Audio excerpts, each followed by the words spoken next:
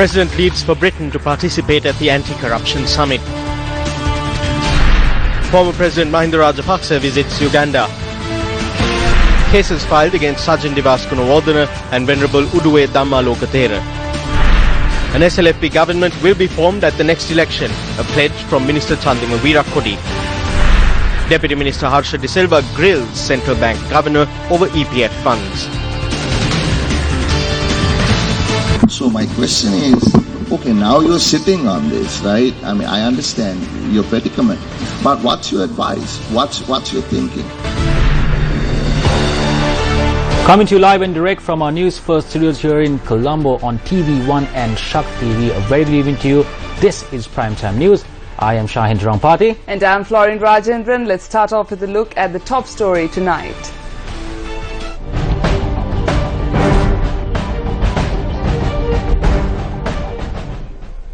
President Maithripala Sirisena left for Britain this morning to attend the Anti-Corruption Summit 2016, which is scheduled to be held in London. The Anti-Corruption Summit will commence tomorrow in London under the patronage of the British Prime Minister David Cameron and with the participation of several world leaders and other representatives. It will be the first summit of its kind, bringing together world leaders, business and civil society to step up global action to expose, punish and drive out corruption. President Maithripala Sirisena is scheduled to address the summit on its first day. President Sirisena is attending the summit upon an invitation extended by British Prime Minister David Cameron at the Commonwealth Heads of Government meeting held in Malta in January this year. The summit will seek to galvanize a global response to tackle corruption. It will deal with issues including corporate secrecy, government transparency, the enforcement of international anti-corruption laws and the strengthening of international institutions. The summit will focus on agreeing a package of practical steps to expose corruption so there is nowhere to hide, punish the perpetrators and support those affected by corruption and drive out the culture of corruption wherever it exists. On the sidelines of the summit, President Maithripala Sirisena will hold bilateral discussions with British Prime Minister David Cameron. Former President Mahinda Rajapaksa left for Uganda this morning. The former president is visiting Uganda to attend the swearing-in ceremony of Uganda's President Yoweri Museveni upon an official invitation extended by its government. Former President Mahinda Rajapaksa is being accompanied on this visit by a group including parliamentarian Gamini Lokuge and the mayor of Dehiwala Mount Ravinia, Dhanasiri Amaratunga. The former president's media unit said that the invitation is a result of ties maintained between the non-aligned nations in the past. The swearing-in ceremony of Yoweri Museveni, who was re-elected as the country's president for the 5th consecutive time, is scheduled to be held tomorrow. According to Ugandan media reports, heads of state from around the world and 16 of their representatives have confirmed their attendance for the ceremony. Among the notable attendees for the swearing-in ceremony are Zimbabwean President Robert Mugabe, South African President Jacob Zuma, the President of South Sudan Salva Kiir, and President of Tanzania John Magufuli. Foreign media reported that Uganda has declared tomorrow a public holiday in view of the president's swearing-in ceremony. Meanwhile, former President Mahinda Rajapaksa and his contingency reached Uganda this morning. According to reports, former Sri Lankan ambassador to Russia, Udayanga Weeratunga, is also among the contingency visiting Uganda. Pictures posted by Udayanga Weeratunga on Facebook confirm the reports. Udayanga Weeratunga describes the pictures he posted yesterday as the beauty of Uganda. Udayanga Weeratunga's trip to Thailand alongside Mahinda Rajapaksa on a previous occasion was a topic widely discussed in Sri Lanka. At the weekly media briefing on cabinet decisions today, it was said that the investigation into various charges being raised against Udayanga Weeratunga have entered a new phase. Accordingly, cabinet approval has been granted for an agreement to be signed with Ukraine on legal cooperation to combat criminal activity. Udayanga Weeratunga, who was missing, came to Singapore, after which he spent 2 days with the former president in Bangkok. Why can't our police take immediate action against him?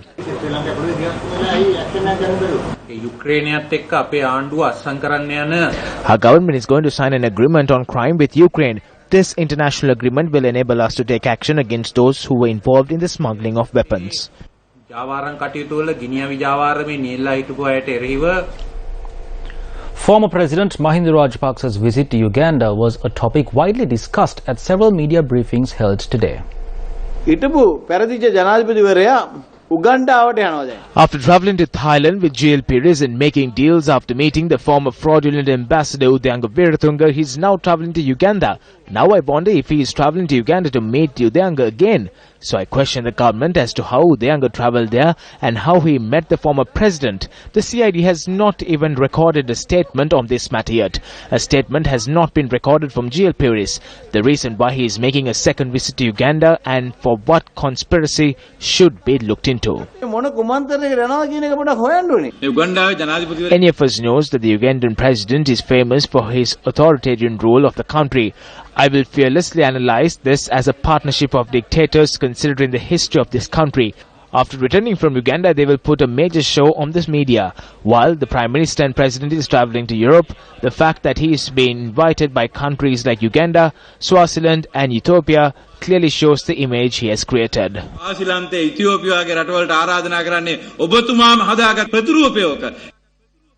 Yoshitha Rajapaksa appeared before the Financial Crimes Investigation Division once again today. Yoshitha Rajapaksa, who was summoned to the FCID yesterday as well, was questioned for several hours today. තාම ඉවර නැහැ අපව දෙකට විතර අපව වාර්තා කරන්න කියලා කිව්වා.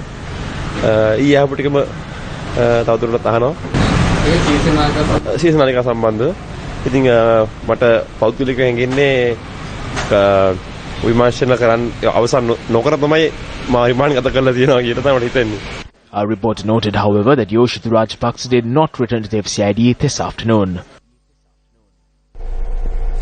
Cases were filed today against former MPs Sajjan Gunawardena and Venerable Udwe Dammalo Kathera. The Commission to investigate allegations of bribery or corruption filed a suit against Sajjan Gunawardena for failing to declare his assets and liabilities in 2011 and 2012. The case was filed before Colombo Additional Magistrate Aruni Artigala. Attorneys representing the former MP had requested court for more time in order to gather the relevant documentation. The case is to be taken up on the 15th of September. Several challenges have been levelled. Another person challenged you recently. No, I extended a challenge, but it does not appear they will accept. Namal Rajapaksa and you? No, I did not mention anyone by name. Various people say what they want. I did not mention any names to you even at the media briefing I convened. Just because some people feel it was directed at them and they accept it, there is nothing I can do about it. Meanwhile, the Attorney General filed a case against Venerable Udwe Dammalo Kathera at the Colombo High Court today under the Flora and Fauna Act. Udwe Dammalo Kathera is charged with the illegal possession of an unregistered elephant calf and fraudulently obtaining public property. A petition was filed at the Supreme Court today claiming that the amended value-added tax and nation-building tax had been imposed in an illegal manner. Petition filed by the National Freedom Front cites a number of respondents, including the Minister of Finance. The tax net has been broadened and the tax percentage has been increased. The Act says that certain sectors will be exempt from tax. However, taxes are now being imposed on those sectors without the necessary amendments being made. Therefore, we request that an order be made stating that this value-added tax, which was put into effect on the 2nd of May, is completely illegal. Those in the joint opposition clearly cannot remember how VAT was increased up to 20% during the Mahinda Chintana government. However, they lament from morning till night about how the 11% VAT has been increased to 15%. This government of good governance took steps to reduce the prices of essential goods. VAT has not been imposed on any of the essential goods. Taxes must be paid even in small amounts, but there must be a methodology in doing so. The rich must be identified and squeezed. If the government cannot do this, revolutionary steps must be taken. Now they need to investigate how tens of millions of rupees were spent on the meeting held in Kirulapana. What did Arjuna Mahendran say as soon as he came into power? He said that 80% of tax in this country is being paid by the poor and that the rich pay only 10% of the taxes. He said that this was a joke and that this system needed to be changed. Has a change actually taken place? The VAT had to be increased as a result of the global economic crisis, the decrease in state revenue, and the need to sustain other essential activities. Only 4 to 6% of this country's population pays direct taxes. Everything else comes from indirect taxes. If we are to increase direct taxes, we need to provide investments and economic stability. Once the economy stabilizes, in the future, we will be able to attract investors. I do not think there will be an amendment to the VAT structure for the next 2 years at least. Also making headlines this evening, a review of the recently released Central Bank Annual Report 2015 was held yesterday. In an interactive discussion held thereafter, Deputy Minister Dr. Harsha De Silva questioned the Governor of the Central Bank with regard to the EPF funds invested in the stock market. Central Bank's use of EPF funds in the stock market, particularly its investments in Newsfirst shares, but even more so in financial institutions, banks and others. I would like to know from you what the Central Bank has done about it, what its position is, and in the future, what it has to do about it. I think, as you know, the plan of the government was to take the EPF out of the central bank and create a separate agency because it's large enough, it's 1.4 trillion rupees as we speak, to run its own affairs as a standalone fund. Now that threw into a welter of public opposition, and since then, that plan has been shelved, but certainly it's something that a lot of members of the EPF didn't want. So my question is, okay, now you're sitting on this, right? I mean, I understand your predicament, but what's your advice? What's your thinking? I mean, you are, after all, the governor of the central bank and the advisor to government. So this is not a political question. This is more a technical question as to how do we get out of this. My core question is the ownership of banks by the EPF, which is controlled by the central bank. I mean, speaking from a personal perspective, this is not government policy. I've been, thinking of as an idea that we float these government or EPF holdings of bank shares in, say, an exchange-traded fund, which can be floated on the stock exchange. That will have the liquidity to attract investors both from overseas and locally, and then, solve the problem of this conflict. But then again, the government has to agree on this. So divesting the shares is not an issue. I'm pretty certain the government can make a profit on those shareholdings that they have acquired going into the future. Tonight on our investigative journalism segment, Action TV, we delve deeper into irregularities of the National Medicine Regulatory Authority.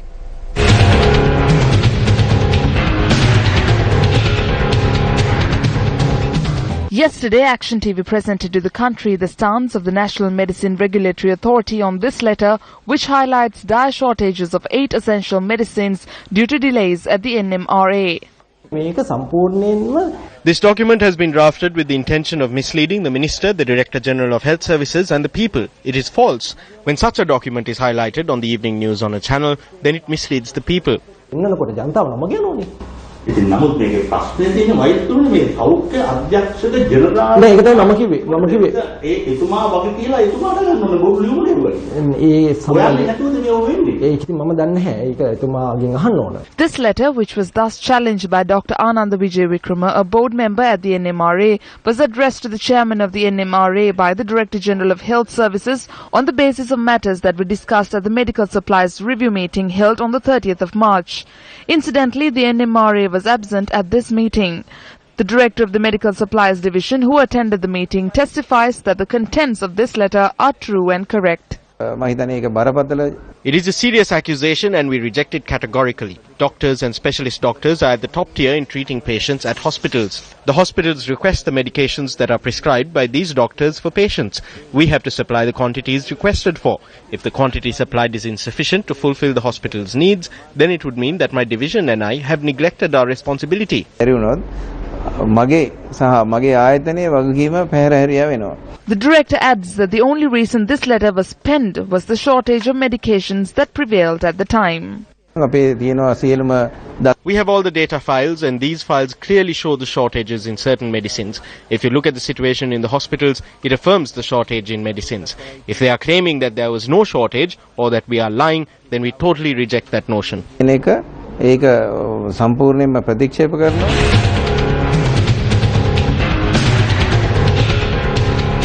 Journalists pose questions on the Panama Papers, fraud and corruption at the media briefing on cabinet decisions held today. In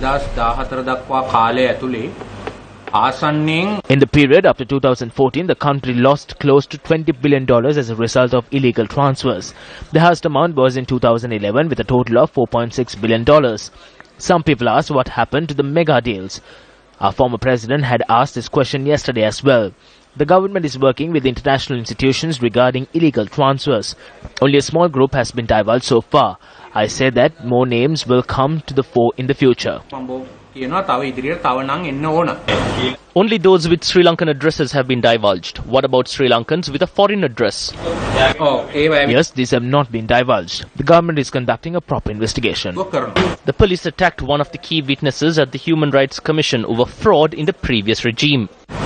The former president beat his chest and declared that he would shoot himself if these financial transactions were proven. The day before the toppling on the 7th of January alone, 12.6 billion had been withdrawn. This is against bank tradition as well. It may have been on the orders of the finance minister who was the former president.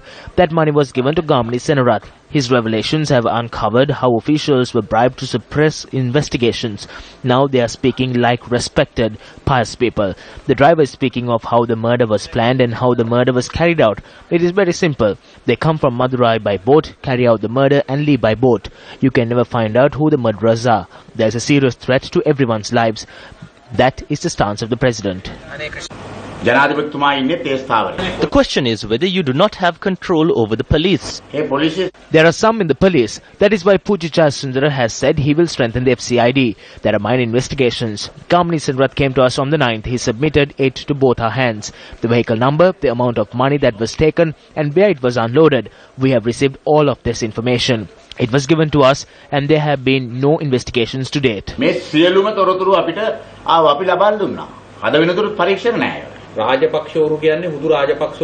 It is not just the Rajapaksas. This has been done through a network involving officials and local level politicians. So major endeavour is underway to suppress the investigations and prevent them from moving forward.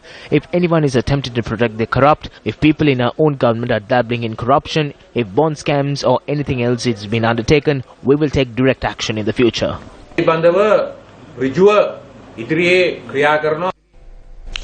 The UNP today responded to allegations levelled by JVP leader Anurakumara Dissanayake that the government, including the Prime Minister, are burdening the people with taxes while allocating funds for wasteful expenditure via a supplementary estimate.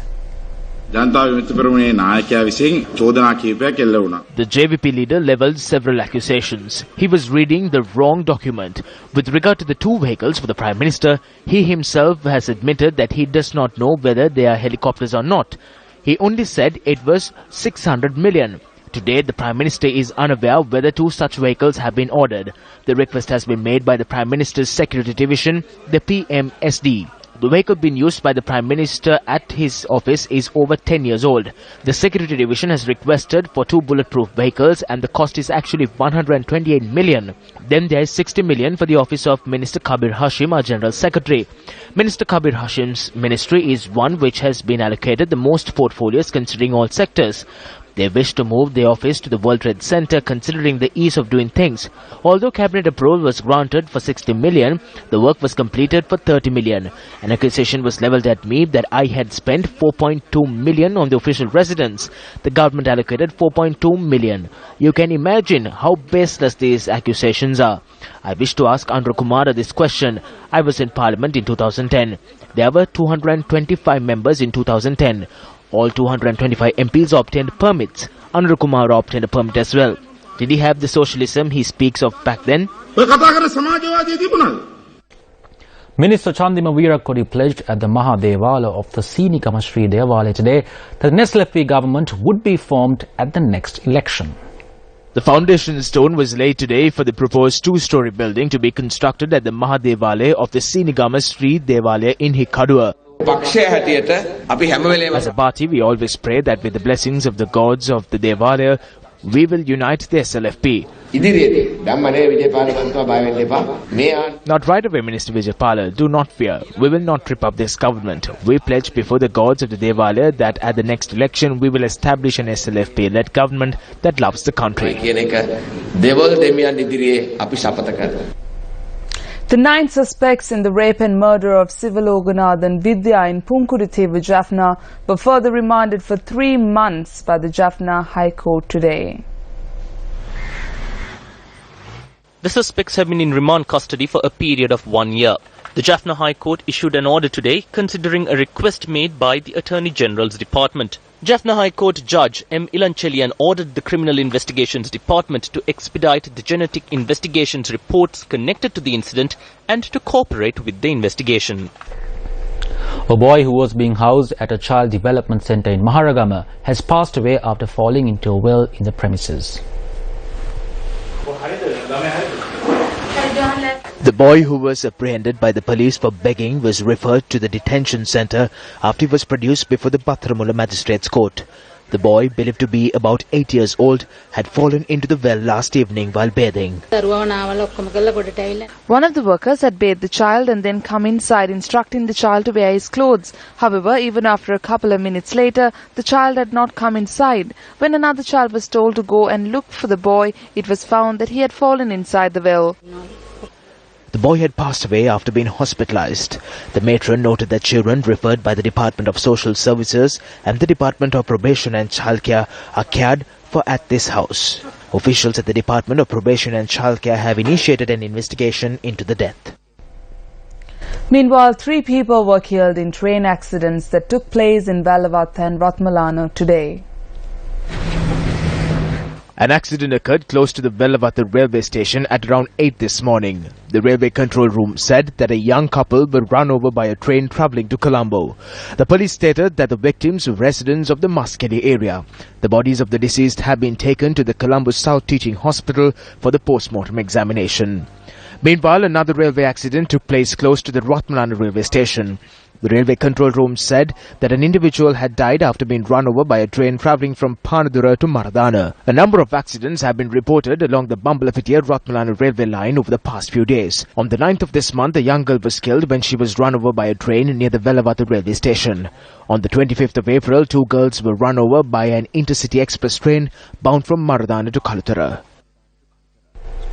Cultivation for the Yala season under the toxin-free country program commenced today. The Vapmago festival was held in the Politkama paddy fields in Yatiantara today under the auspices of Agriculture Minister Tuminda Disanaika. The 3-year project has been initiated by the Presidential Secretariat and the National Food Production Programme on the instructions of the President. It is expected that 150,000 acres will be cultivated for the Yala season under the toxin-free country program. When we asked that the use of chemical fertilizers be reduced, another group said, No, you do not need the money. When we come into power, we will supply fertilizer at the old price. There are many instances where wrong decisions have been taken in the country due to politics without thinking of the country or individuals.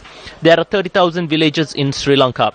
It is our hope to transform 15,000 villages to fruit-growing villages in the next 3 years. Meanwhile, a paddy field in Paheyala, Vijayapura in Polonnaruwa belonging to President Maithripala Sirisena was cultivated this morning under the toxin-free country program. Priyan Vijayaratne has been appointed as a co-chair of a regional development committee by President Maithripala Sirisena. Priyan Vijayaratne was appointed the co-chair of the Regional Development Coordination Committee for the Dambulla, Kalevala, Palepola administrative divisions. The President's media unit noted that President Sirisena had presented the letter of appointment. Vijayaratne had been tasked with the responsibility of coordinating and reviewing all development work carried out by the government and non-government institutions in the aforementioned divisions in line with the national development plans. The Disaster Management Centre says that over 400 people in 6 districts have been affected by incessant rains and landslides. Meanwhile, the Department of Meteorology forecasts that heavy showers will be experienced in the island in the coming days. 128 people from 26 families have been evacuated from the Pettigal area in Balangoda owing to landslides. Our correspondent says that facilities had been arranged to shelter the evacuees with the intervention of the army. Due to the heavy showers experienced in Balanguda, our correspondent says that the earth and rocks left behind following a landslide in Parahiyangala 3 days ago has been washed away. Meanwhile, vehicular movement in the Galagama and Upper Galagama areas in Belihuloya has been disrupted.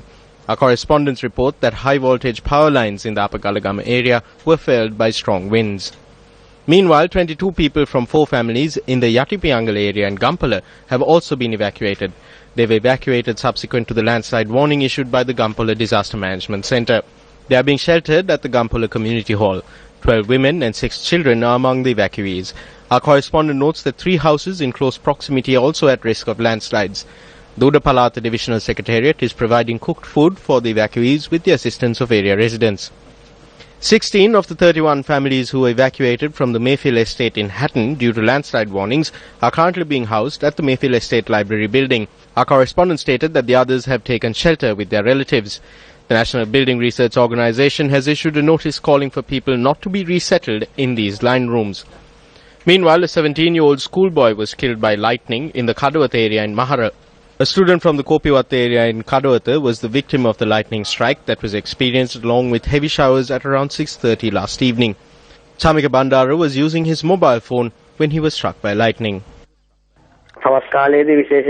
Rainfall of up to 100 millimeters could be experienced during the day. This can vary from area to area, but thunder showers can be experienced during the day in various places. The rainfall can increase after 3 or 4 days. We would like to caution the public to take precautions against lightning strikes and heavy winds that will be experienced during this period. The risk of landslides could intensify. The NBRO also warns of this. We notify the people to be prepared for heavy rains in the coming days.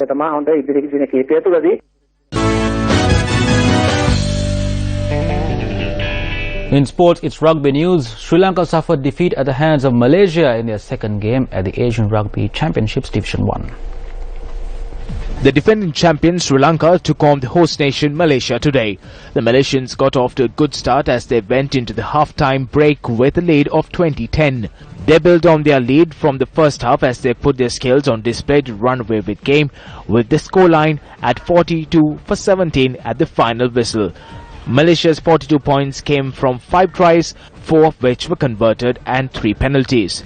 The Tuskers scored 2 tries, both duly converted, and a penalty. In order to continue their defense of the title, the Tuskers must defeat the Philippines by a large margin in Saturday's fixture. Well, with that, we wrap up primetime news here at News First. For the News First team, I am Florine Rajendran. And I am Shayan Jarampati. Good night and take care.